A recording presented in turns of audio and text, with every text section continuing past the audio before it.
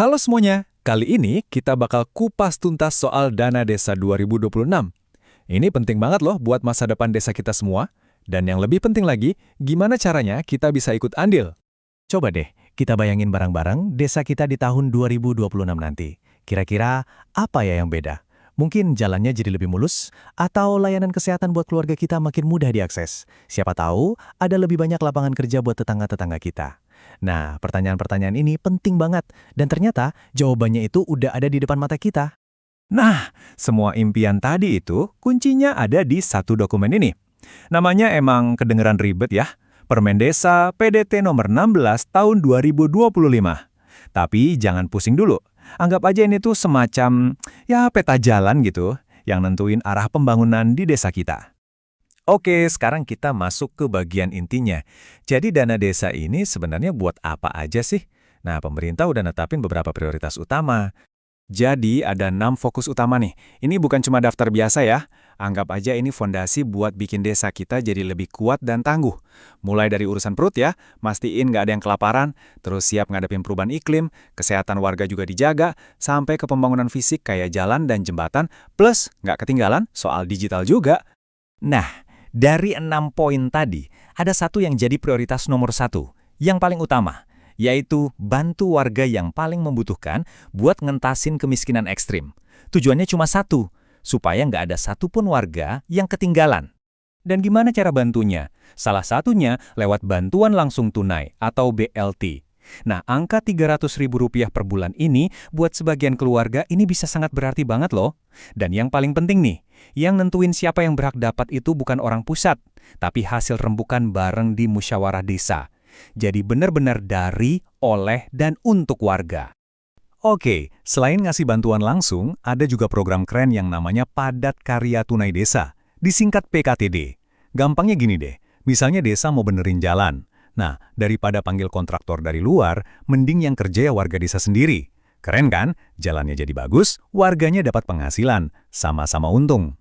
Nah, ini dia nih yang paling penting dari program PKTD tadi. Aturannya jelas, minimal 50% dari total dana proyek itu wajib dibayarkan sebagai upah buat para pekerja lokal. Jadi ini bukan angka main-main ya, artinya setengah dari uangnya itu langsung masuk ke kantong warga desa.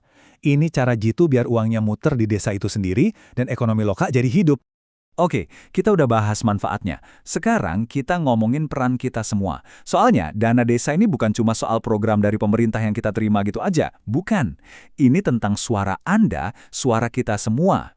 Terus gimana caranya ide dari kita, warga biasa, bisa beneran jadi proyek nyata? Nah, alurnya tuh sebenarnya jelas banget. Pertama, kita sebagai warga ngusulin ide. Punya unek-unek atau gagasan, sampaikan.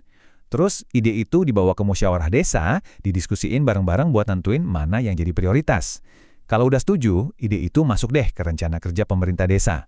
Dan terakhir baru dianggarkan secara resmi di APB desa. Jadi beneran loh perjalanan dari omongan kita bisa jadi kenyataan. Dan yang perlu kita garis bawahi, proses partisipasi ini punya aturan main yang krusial banget. Aturannya nggak cuma ayo semua ikut serta, tapi lebih dari itu. Aturan ini secara khusus mewajibkan, dengarin baik-baik ya, agar kepentingan warga miskin, penyandang disabilitas, perempuan, anak-anak, dan kelompok marginal lainnya, itu harus diutamakan. Ini jaminan hukum loh, biar ada keadilan sosial di desa kita. Oke, rencana udah jadi, dana juga udah siap. Pertanyaan selanjutnya, gimana kita bisa yakin uangnya dipakai dengan benar? Nah, disinilah kita ngomongin soal transparansi dan akuntabilitas. Jadi gini, aturannya itu mewajibkan pemerintah desa buat benar-benar terbuka. Semua informasi soal anggaran dan pengeluarannya itu harus dipublikasikan. Dan caranya pun macam-macam, harus gampang diakses warga. Bisa lewat baliho gede di pinggir jalan, papan pengumuman di kantor desa, lewat medsos, website, bahkan lewat toa masjid sekalipun. Intinya, nggak ada yang boleh ditutup-tutupin. Ini hak kita sebagai warga buat tahu uang desa dipakai buat apa aja. Dan aturan soal transparansi ini bukan cuma himbauan loh, tapi ada giginya, ada sanksinya. Gampangnya gini, kalau desa transparan, semua anggaran dipublikasiin, mereka bakal dapat akses penuh ke semua dana. Tapi, kalau mereka coba-coba nutupin informasi, ada konsekuensinya. Mereka bisa kehilangan dana operasional sebesar 3% buat tahun depannya. Jadi jelas ya, transparansi itu bukan pilihan, tapi kewajiban. Nah, sekarang kita ke bagian yang gak kalah penting. Apa aja sih yang sama sekali nggak boleh pakai dana desa?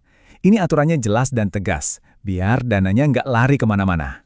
Yang pertama, dilarang keras dipakai buat bayar gaji atau honor kepala desa dan perangkatnya.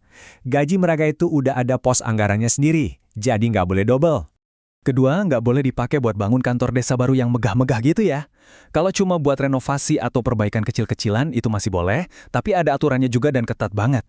Dan yang ketiga, dana desa juga nggak boleh dipakai buat studi banding, BIMTEK, atau perjalanan dinas keluar kota atau kabupaten. Nah, kelihatan kan polanya? Semua larangan ini tujuannya satu, mastiin setiap rupiah dari dana desa itu benar-benar dimanfaatkan dan berputar di desa itu sendiri, buat kemajuan warganya.